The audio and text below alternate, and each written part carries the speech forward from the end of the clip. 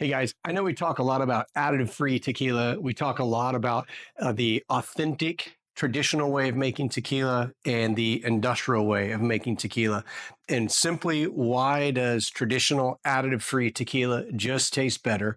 Well, we usually are talking about really ripe agaves that are being used in a way that they're crushed, cooked, fermented, and distilled, and the cooking creates lots of agave sugars, and those sugars are what ferment into alcohol and give us the great flavor. I found this picture of the lowly banana, and you'll see in the banana there is the green, the yellow, the dark yellow, the part where it's starting to turn brown, and then the most brown. In the case of the green banana, it'd be like doing a 3-year-old agave and using that to make the sugars. There's just not a lot of sugar there. So when you're running that through the diffuser and you're trying to create enough sugars to ferment, maybe you're adding some yeast, maybe that's why some sweeteners used after the tequila's been made.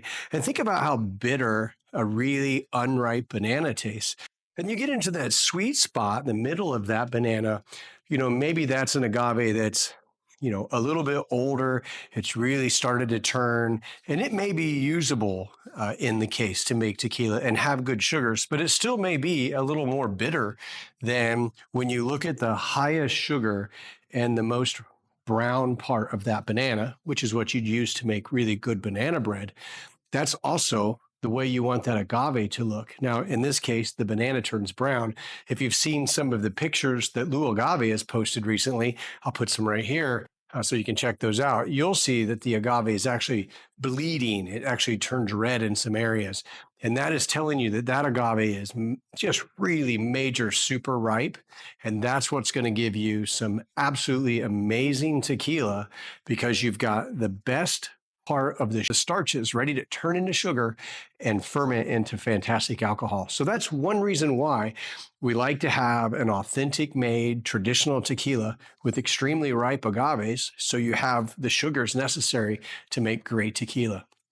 So next time you're out looking for a tequila that, like this Tapatito, that we know they use the ripest of agaves. When we were there at the distillery, you could see them in front of the oven, literally bleeding before they were going in to get cooked.